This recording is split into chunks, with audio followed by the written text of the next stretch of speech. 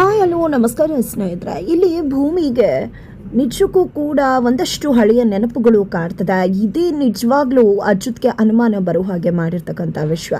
ಯಾಕೆ ಭೂಮಿಗೆ ಈ ರೀತಿ ಎಲ್ಲ ನೆನಪಾಗ್ತದೆ, ಯಾಕೆ ಭೂಮಿಯ ಅನಾಥಾಶ್ರಮದಲ್ಲಿ ನನ್ನ ಬೋರ್ಡೆ ನನಗೆ ಗೊತ್ತಿಲ್ಲ ಅಂತ ಹೇಳಿದ್ಲು ಅಂತ. ಹಾಗಾಗಿ ಇಲ್ಲಿ ಅನುಮಾನಗೊಂಡಂತ ಅಚ್ಯುತ್ ಭೂಮಿಯ ಅಮ್ಮ ಭಾಗ್ಯಮನ್ನ ಭೇಟಿ ಮಾಡೋದಕ್ಕೆ ಜೈಲಿಗೆ ಹೋಗಿದ್ದಾರೆ. ಜೈಲಿನಲ್ಲಿ ಒಂದು ದೊಡ್ಡ ಸತ್ಯವೇ ಸ್ಫೋಟವಾಗ್ತದೆ. ಹಾಗಾದ್ರೆ ಏನಾಯ್ತು, ಏನ್ ಕತೆ, ಎಲ್ಲವನ್ನ ಕೂಡ ತಿಳ್ಕೋಬೇಕು ಅಂದ್ರೆ ಈಗಲೇ ನಮ್ಮ ಈ ಚಾನಲ್ನ ಸಬ್ಸ್ಕ್ರೈಬ್ ಮಾಡಿ, ಹಾಗೆ ಈ ಒಂದು ವಿಡಿಯೋವನ್ನ ಪೂರ್ತಿ ನೋಡುವುದನ್ನ ಯಾವುದೇ ಕಾರಣಕ್ಕೂ ಕೂಡ ಮರಿಬೇಡಿ. ಇಲ್ಲಿ ದೇವಿಯಾನೆ ಎಲ್ಲರೂ ಕೂಡ ಶಾರದಮ್ಮ ಅವ್ರನ್ನ ಹುಡುಕ್ತಾ ಇದ್ರೆ ಆಕೆ ಆತ್ಮನ ಹುಡ್ಕೋಕ್ ಹೋಗಿದ್ದಾರೆ ಅಂತಾನೆ ಅನ್ಕೋತಿದ್ದಾರೆ. ಬಿಕಾಸ್ ನಿಜವಾಗ್ಲೂ ಶಾರದಮ್ಮ ಕಣ್ಮುಂದೆ ಬಂದಿದ್ರು, ಭೂಮಿ ಕಣ್ಮುಂದೆ ಅನ್ನೋ ವಿಷಯವನ್ನೇ ನಂಬೋಕೆ ದೇವಿಯಾನೆ ರೆಡಿ ಇಲ್ಲ. ಆದ್ರೂ ಕೂಡ ಮಿತಿ ಮೀರಿ ನಡೆದಿರ್ಬಹುದೇನೋ ಸತ್ಯ ಅಂತ ಕೂಡ ಅವ್ರಿಗೆ ಅನ್ಸುತ್ತೆ. ಬಟ್ ಆದ್ರೂ ಕೂಡ ಅವ್ರಿಗೆ ನಂಬಿಕೆ ಬರೋದೇ ಇಲ್ಲ ಭೂಮಿ ಹೇಳಿದ ಮಾತಿನ ಮೇಲೆ. ನಾನು ಸೇಫ್ ಅಂತಾನೆ ಅನ್ಕೋತಿದ್ದಾರೆ. ಆದರೆ ನಿಜವಾಗ್ಲೂ ಶಾರದಮ್ಮ ಬದುಕಿದ್ದಾರೆ, ಭೂಮಿ ಕಣ್ಮುಂದೆ ಬಂದಿದ್ದು ಕೂಡ ನಿಜ. ಭೂಮಿ ಅವರನ್ನ ಹುಡುಕಿದ್ದು ನಿಜ. ಅಶ್ವಿನಿ ಕಡೆಯವರು ಆಕೆಯನ್ನ ಕಿಡ್ನಾಪ್ ಮಾಡ್ಕೊಂಡು ಹೋಗಿದ್ದು ನಿಜ. ಅಶ್ವಿನಿ ಎಲ್ಲಾ ವಿಷಯನೇ ಹೇಳಿದ್ಲೆ ಹೊರತು ಶಾರದಮ್ಮನ ನಾನು ನೋಡ್ದೆ ಅವರು ಲಕ್ಷ್ಮಕ್ಕನ ಮನೇಲೇ ಇದ್ರು ಅನ್ನೋ ವಿಷಯವನ್ನ ದೇವಿಯಾನಿ ಹತ್ರ ಮುಚ್ಚಿಟ್ಟಿದ್ದಾರೆ. ದೇವಿಯಾನಿಗೆ ಚಳಿ ಹಣ್ಣನ್ನ ತಿನ್ಸೋಕೆ ಮುಂದಾಗಿದ್ದಾರೆ. ಇದರ ನಡುವೆ ಭೂಮಿಯನ್ನ ಅಚ್ಯುತ್ ಮನೆ ಕರ್ಕೊಂಡು ಬರ್ತಾರೆ. ಎಲ್ಲೂ ಕೂಡ ಹುಡುಕಿದ್ರು ಯಾರ ಕೈಗೂ ಶಾರದಮ್ಮ ಸಿಗೋದಿಲ್ಲ. ಬಿಕಾಸ್ ಶಾರದಮ್ಮನ ಅಪಹರಿಸಲಾಗಿರುತ್ತೆ. ಬಟ್ ಮನೆಯವ್ರು ಎಲ್ಲರೂ ಕೂಡ ನಿಜವಾಗ್ಲೂ ಭೂಮಿ ನೋಡಿದ ನಿಜಾನ ಅನ್ನೋ ಒಂದು ಕನ್ಫ್ಯೂಷನ್ ಸ್ಟೇಟಸ್ ಅಲ್ಲೇ ಇದ್ದಾರೆ. ಇದರ ನಡುವೆ ಅಚ್ಯುತ್ ಭೂಮಿಯನ್ನ ಮನೆ ಕರ್ಕೊಂಡು ಬರ್ತಿದ್ದಾಗೆ ಅಚ್ಯುತ್ ಫೋನ್ ಬಂತು ಅಂತ ಹೋಗ್ತಾರೆ. ಭೂಮಿ ಒಳಗಡೆ ಬರ್ತಿರ್ಬೇಕಿದ್ರೆ ಅಲ್ಲಿ ಇಬ್ರು ಮಕ್ಕಳು ಆಟ ಆಡ್ತಿರ್ತಾರೆ. ಆ ಮಕ್ಕಳು ಬೇರೆ ಯಾರು ಅಲ್ಲ, ಚಿಕ್ಕದ್ರಲ್ಲಿ ಇದ್ದಂತ ಅಚ್ಯುತ್ ಮತ್ತೆ ಮನಸ್ವಿನಿ. ಅವರಿಬ್ರು ಆಟ ಆಡ್ತಾ ಭೂಮಿಯನ್ನ ಕರೀತಿದ್ದಾರೆ. ಭೂಮಿಗೆ ಪ್ರತಿಯೊಂದು ಕೂಡ ನೆನಪಾಗ್ತದೆ. ಹಾಗಾಗಿ ಆಕೆಗೆ ನಿಜಕ್ಕೂ ಆ ಒಂದು ಸ್ಟ್ರೆಸ್ ಅನ್ನ ತಡ್ಕೊಳಕ್ ಆಗುವುದಿಲ್ಲ. ತಕ್ಷಣ ತಲೆ ಸುತ್ತು ಬಿದ್ದು ಬಿಡ್ತಾಳೆ. ತಕ್ಷಣ ಭೂಮಿಯನ್ನ ನೋಡಿದಂತ ಅಚ್ಯುತ್ ಓಡ್ ಬಂದು ಭೂಮಿಯನ್ನ ಎಚ್ಚರ ಮಾಡ್ಲಿಕ್ಕೆ ಟ್ರೈ ಮಾಡ್ತಾರೆ. ಬಟ್ ಭೂಮಿ ಎಚ್ಚರ ಆಗೋದಿಲ್ಲ. ನಂತರ ಇಲ್ಲಿ ಭೂಮಿಯನ್ನ ಮನೆ ಒಳಗಡೆ ಕರ್ಕೊಂಡು ಬರ್ತಾರೆ. ಮನೆಯವ್ರು ಎಲ್ಲರೂ ಗಾಬರಿ ಆಗ್ತಾರೆ. ರೂಮಲ್ಲಿ ಟ್ರೀಟ್ಮೆಂಟ್ ಕೊಡೋದಕ್ಕೆ ನಚ್ಚಿ ಕೂಡ ಮುಂದಾಗ್ತಾರೆ. ಈ ಕಡೆ ನಿಜವಾಗ್ಲೂ ಭೂಮಿಗೆ ಮತ್ತೆ ಎಚ್ಚರ ಆಗತ್ತಾ, ಇಲ್ಲ ಅಂದ್ರೆ ಬೇರೆ ಡಾಕ್ಟರ್ ಕರ್ಸೋಣ, ಹಾಸ್ಪಿಟಲ್ಗೆ ಕರ್ಕೊಂಡು ಹೋಗೋಣ ಅಂತ ಅಚ್ಯುತ್ ಎಲ್ಲರೂ ಕೂಡ ಹೇಳ್ತಿದ್ದಾರೆ. ಆದರೆ ನಚ್ಚಿ ಬ್ರೋ ನನ್ನ ಮಾತನ್ನ ನಂಬು, ಫಾರಿನ್ಗೆ ಸುಮ್ಮನೆ ಹೋಗಿ ಮೆಡಿಸಿನ್ ಮುಗಿಸ್ಕೊಂಡು ಬಂದಿದ್ದೆ ನಾನು, ಇನ್ನು ಸ್ವಲ್ಪ ಹೊತ್ತು ಅದಕ್ಕೆ ಖಂಡಿತವಾಗ್ಲೂ ಎಚ್ಚರವಾಗ್ತಾರೆ ಅಂತ ಹೇಳ್ತಿದ್ದಾರೆ. ಇದರ ನಡುವೆ ಇಲ್ಲಿ ದೇವಿಯಾನಿ ಭೂಮಿಗೆ ಯಾಕೆ ರೀತಿ ಆಯಿತು ಅಂತಾನೆ ಯೋಚನೆ ಮಾಡ್ತಿದ್ದಾರೆ. ತಕ್ಷಣ ಇಲ್ಲಿ ಭೂಮಿಗೆ ಎಚ್ಚರ ಆಗತ್ತೆ. ಭೂಮಿಗೆ ಎಚ್ಚರ ಆಗ್ತಿದ್ದಾಗೆ ಏನಾಯ್ತು ಭೂಮಿ, ಯಾಕೆ ನೀನು ತಲೆ ಸುತ್ತು ಬಿದ್ದೆ ಅಂತ ಹೇಳಿ ಸಂಗೀತಮ್ಮ, ಶ್ರವಣ, ಅಚ್ಯುತ್ ಎಲ್ಲರೂ ಕೂಡ ಕೇಳ್ತಾರೆ. ಅದಕ್ಕೆ ಏನಾಯ್ತು ಅಂದ್ರೆ ಇಲ್ಲಿ ಅಚ್ಯುತ್ ಸಾಹೇಬ್ರು ಫೋನ್ ಬಂತು ಅಂತ ಹೋದಾಗ ನಾನು ನಡ್ಕೊಂಡು ಬರ್ತಿದ್ದ. ಆಗ ನನಗೆ 2 ಮಕ್ಕಳು ಆಟ ಆಡ್ತಿರೋದು ಕಾಣಿಸ್ತು. ಅದು ಬೇರೆ ಯಾರು ಅಲ್ಲ, ಚಿಕ್ಕದ್ರಲ್ಲಿ ಇದ್ದಂತ ಅಚ್ಯುತ್ ಮತ್ತೆ ಮನಸ್ವಿನಿ. ಅವರಿಬ್ರು ಆಟ ಆಡ್ತಾ ನನ್ನನ್ನು ಕರೀತಾ ಇದ್ರು ಅನ್ನೋ ರೀತಿ ನಂಗೆ ಫೀಲ್ ಆಗ್ತಾ ಇತ್ತು. ಆಗ ಅದನ್ನ ಸಹಿಸ್ಕೊಳ್ಳೋಕೆ ಆಗಿಲ್ಲ ನನಗೆ. ಹಾಗಾಗಿ ತಲೆ ಸುತ್ತು ಬಿದ್ದುಬಿಟ್ಟೆ ಅಂತ ಹೇಳ್ತಾರೆ. ಯಾಕೆ ಈ ರೀತಿಯಾಗಿ ಅಚ್ಯುತ್ ಮತ್ತೆ ಮನಸ್ವಿನಿ ಇವಳ ಕನಸಲ್ಲಿ ಹೇಗೆ ಬರೋದಕ್ಕೆ ಸಾಧ್ಯ, ಇವಳಿಗೆ ಯಾಕೆ ಕಾಣಿಸ್ಕೋಬೇಕಾಗಿತ್ತು ಅವರು ಈ ರೀತಿಯಾಗಿ, ಯಾಕೆ ಈಕೆ ಭ್ರಮಿಸ್ಬೇಕಾಗಿತ್ತು ಅದನ್ನ ಅಂತ ಹೇಳಿ ಸಂಗೀತ ಅವರು ಅಚ್ಯುತ್ ಎಲ್ಲರೂ ಕೂಡ ಪ್ರಶ್ನೆ ಮಾಡ್ತಾರೆ. ಆಗ ನಿಜಕ್ಕೂ ದೇವಿಯಾನಿಗೆ ಶಾಕ್ ಆಗುತ್ತೆ. ಬಿಕಾಸ್ ಇವಳಿಗೆ ಹಳೇದೆಲ್ಲ ನೆನಪಾಗ್ತದೆ ಅಂತ. ಅದೇ ಕಾರಣಕ್ಕೆ ದೇವಿಯಾನಿ ಅವರನ್ನ ಡೈವರ್ಟ್ ಮಾಡಬೇಕು ಅಂತ. ಯಾಕೆಂದ್ರೆ ನಾವು ಮನೆಯಲ್ಲೆಲ್ಲ ಭೂಮಿ ಅಚ್ಯುತ್ ಮತ್ತೆ ಮನಸ್ವಿನಿ ವಿಷಯನ್ನ ಮಾತಾಡ್ತಿದ್ವಿ. ಬರ್ಡೇ ಕೂಡ ಇದೆ ಇವತ್ತು. ಹಾಗಾಗಿ ಭೂಮಿಗೆ ಅದೇ ನೆನಪಾಗ್ತಿರ್ಬೋದು, ಅದೇ ಕಾಡಿ ರೀತಿ ಆಗಿದೆ ಅಷ್ಟೇ, ಅದಕ್ಕಿಂತ ಬೇರೆ ಏನೂ ಇಲ್ಲ ಅಂತ ಹೇಳಿ ದೇವಿಯಾನಿ ಅನ್ಕೋತಾರೆ.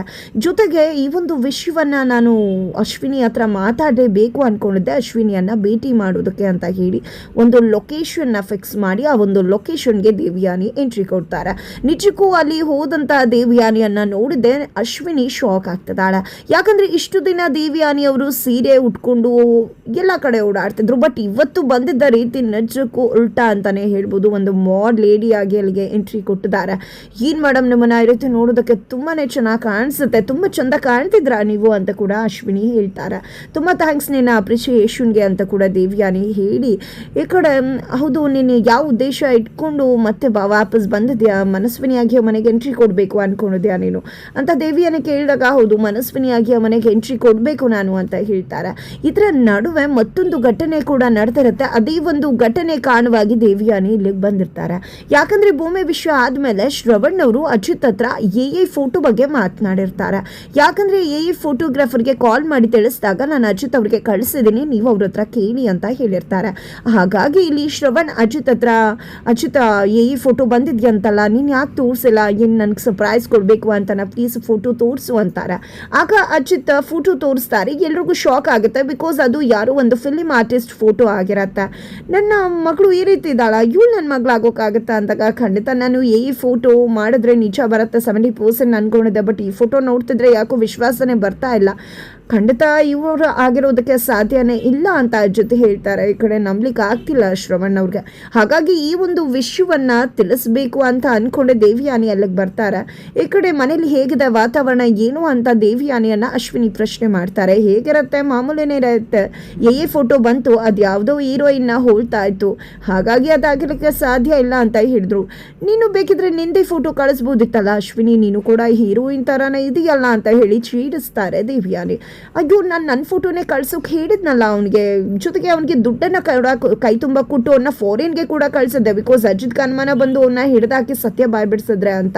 ಬಟ್ ಈ ರೀತಿ ಹೇಗಾಗೋದಕ್ಕೆ ಸಾಧ್ಯ ಅಂತಾನೆ ಗೊತ್ತಾಗ್ತಿಲ್ಲ ಅಂತ ಹೇಳಿ ಅಶ್ವಿನಿ ಹೇಳಿದಾಗ ದೇವಿಯಾನಿಗೆ ಶಾಕ್ ಆಗುತ್ತೆ. ಏನಪ್ಪ ಇದು, ಇವಳು ನಿಜವಾಗ್ಲೂ ಮನಸ್ವಿನಿಯಾಗಿ ಎಂಟ್ರಿ ಕೊಡಬೇಕು ಅಂದ್ಕೊಂಡಿದ್ದಾಳೆ ಅಂತ. ಹಾಗಾಗಿ ನೋಡಮ್ಮ, ನಿನ್ನ ಕರ್ಕೊಂಡು ಬಂದಿದ್ದು ನಾನು, ನೀನು ಯಾವುದೇ ರೀತಿ ಮನಸ್ವಿನಿಯಾಗಿ ಮನೆಗೆ ಎಂಟ್ರಿ ಕೊಡಬೇಕಾಗಿಲ್ಲ, ನೀನು ಇಲ್ಲೇ ಡ್ರಾಪ್ ಮಾಡು, ನಿನ್ಗೇನು ದುಡ್ಡು ಸೆಟಲ್ ಮಾಡಬೇಕು ಅದನ್ನು ಸೆಟಲ್ ಮಾಡ್ತೀನಿ, ತೆಗೆದುಕೊಂಡು ಹೋಗಿಬಿಡು ಅಂತಾರೆ.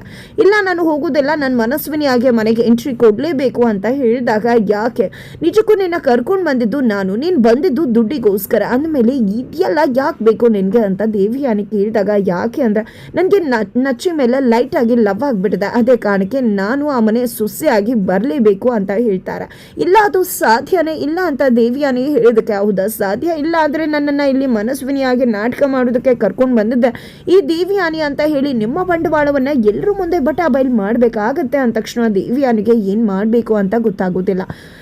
ನಂತರ ಮನಸ್ಸಲ್ಲಿ ಅನ್ಕೋತಾರೆ, ಇವಳು ಫಿಕ್ಸ್ ಆಗಿಬಿಟ್ಟಿದ್ದಾಳೆ ಸೊಸೆಯಾಗಿ ಬರಬೇಕು ಅಂತ, ಏನು ಮಾಡಲಿ ನಾನು ಅಂತ ಅಂದ್ಕೊಂಡಿದ್ದೆ. ಮನೆ ಕಡೆ ವಾಪಸ್ ಆಗ್ತಿದ್ದಾರೆ. ಅದ ಕಡೆ ಭೂಮಿಗೆ ಎಚ್ಚರ ಆಗುತ್ತೆ, ತುಂಬ ಹೊತ್ತು ನಿದ್ರೆ ಮಾಡಿರ್ತಾಳೆ. ಮನೆಯವ್ರು ಯಾರೂ ಕೂಡ ಇನ್ನೂ ಕೂಡ ಊಟ ಮಾಡಿರುವುದಿಲ್ಲ. ಏನಪ್ಪ ಇದು, ನನಗೋಸ್ಕರ ಯಾರೂ ಕೂಡ ಊಟ ಮಾಡಿಲ್ವಾ ಅಂತ ಕೇಳಿದಾಗ ಶ್ರವಣ್ ಅವರು, ನೀನಿಂಥ ಪರಿಸ್ಥಿತಿಲಿ ಇಟ್ಕೊಂಡು ನಾವು ಹೇಗೆ ಊಟ ಮಾಡೋದು ಅಂತ ಕೂಡ ಹೇಳ್ತಾರೆ. ನಂತರ ದೇವಿಯಾನಿಯಲ್ಲಿ ಅಂತಿದ್ದಾಗೆ ದೇವಿಯಾನಿ ಕೂಡ ಪ್ರತ್ಯಕ್ಷವಾಗ್ತಾರೆ.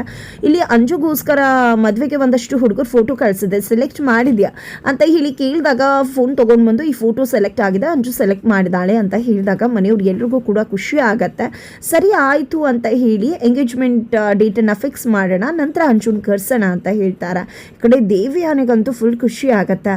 ಇದರ ನಡುವೆ ಭೂಮಿ ಹತ್ರಕ್ಕೆ ಹೋಗಿದ್ದೆ ಅಜಿತ್ ಪ್ರಶ್ನೆ ಮಾಡ್ತಿದ್ದಾರೆ, ನಿನಗೆ ಯಾಕೆ ನಿನ್ನ ಬರ್ಡೇ ಬಗ್ಗೆ ಅನುಮಾನ ಇದೆ, ಅಮ್ಮ ಹೇಳಿದ್ರು ನಾನು ನಂಬ್ಕೊಂಡೆ ಅಂತ ಯಾಕೆ ಹೇಳಿದೆ ಅಂತ ಕೇಳಿದಾಗ ಅದು ಯಾಕೆ ಅಂದರೆ ಮಕ್ಳಿಗೆ ಬೇಜಾರಾಗಬಾರ್ದು ಅಂತ. ಜೊತೆಗೆ ನಮ್ಮಪ್ಪ ಒಂದೇ ಹೇಳ್ತಾರೆ, ನಮ್ಮಮ್ಮ ಒಂದಿನ ಹೇಳ್ತಾರೆ, ನಾನು ಮಧ್ಯರಾತ್ರಿ 12 ಗಂಟೆ 5 ನಿಮಿಷಕ್ಕೆ ಹುಟ್ಟಿದ್ದೀನಿ ಅಂದಮೇಲೆ ಅಮ್ಮ ಮರುದಿನ ಹೇಳ್ತಾರೆ, ಅಪ್ಪ ಹಿಂದೆ ದಿನ ಹೇಳ್ತಾರೆ, ಹಾಗಾಗಿ ನನಗೆ ಕನ್ಫ್ಯೂಷನ್ ಅಷ್ಟೇ ಅಂತ ಹೇಳ್ತಾರೆ.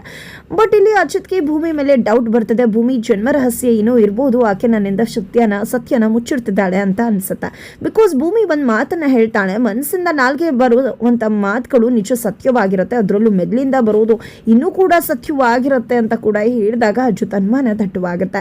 ಜೊತೆಗೆ ಪ್ರಶ್ನೆ ಮೇಲೆ ಪ್ರಶ್ನೆ ಕೇಳೋಕೆ ಅಜಿತ್ ಮುಂದಾದಾಗ ಭೂಮಿ ಸುಳ್ಳು ಹೇಳೋದಕ್ಕೆ ಕಷ್ಟಪಡ್ತಿರ್ತಾಳೆ. ನೆಲ ನೋಡ್ತಿರುತ್ತೆ ಅವಳ ಕಣ್ಗಳು ನೆಲ ನೋಡ್ತಿವೆ ಅಂದರೆ ಖಂಡಿತವಾಗ್ಲೂ ಭೂಮಿ ಸತ್ಯ ಹೇಳ್ತಾ ಇಲ್ಲ, ಸುಳ್ಳು ಹೇಳ್ತಿದ್ದಾಳೆ ಅಂತ ಭಾವಿಸ್ತಂತ ಅಜಿತ್ ಭೂಮಿಗೆ ಒತ್ತಡ ಕೊಡೋದಕ್ಕೆ ಹೋಗೋದಿಲ್ಲ. ಸರಿ ಆಯ್ತು, ಹೋಗಿ ಮಲ್ಕು ಅಂತ ಹೇಳ್ಬಿಡ್ತಾರೆ. ನಂತರ ಇಲ್ಲಿ ಸತ್ಯ ಗೊತ್ತಿಲ್ಲದೆ ಇರೋ ಸತ್ಯಗಳು ಸಾಕಷ್ಟು ಇದೆ. ಖಂಡಿತ ಕತ್ತಲಲ್ಲಿ ಇರ್ತಕ್ಕಂಥ ಸತ್ಯ ಒಮ್ಮೆ ಬೆಳಕಿಗೆ ಬರಲೇಬೇಕಾಗತ್ತೆ. ಆಗ ಅದರ ಎಫೆಕ್ಟ್ ಹೇಗಿರುತ್ತೆ ಅಂತ ಗೊತ್ತಿಲ್ಲ, ಬಟ್ ನನಗೆ ಬೇಕಾಗಿರೋದು ನಿನ್ನ ನೆಮ್ಮದಿ ಮಾತ್ರ ಅಂತ ಅಜಿತ್ ಅನ್ಕೋತಾರೆ. ಮರುದಿನಾನೇ ಜೈಲಿಗೆ ಹೋಗಿದ್ದಾರೆ ಭಾಗ್ಯವನ್ನ ನೋಡೋದಕ್ಕೆ. ಭಾಗ್ಯಮ್ಮ ಈಗೇನೋ ಭೂಮಿಗೆ 23-24 ವರ್ಷ ಆಗಿದೆ. ನೀವು ಇಲ್ಲಿಗೆ 1 ವರ್ಷಕ್ಕೆ ಬಂದು ಅದಕ್ಕಿಂತ ಮುನ್ನ ಬಡಿ ಯಾರು ಮಾಡ್ತಾ ಇದ್ರು, ನಿಜಕ್ಕೂ ಕೂಡ ನೀವು ಇಲ್ಲಿ ಬರೋಕ್ಕೂ ಮುನ್ನ ಎಲ್ಲಿ ಇದ್ರಿ, ನಿಜಕ್ಕೂ ಭೂಮಿ ನಿಮ್ಮ ಮಗಳೇನಾ ಅಂತೆಲ್ಲಾನು ಕೂಡ ಅಜಿತ್ ಪ್ರಶ್ನೆ ಮಾಡಿಬಿಡ್ತಾರೆ.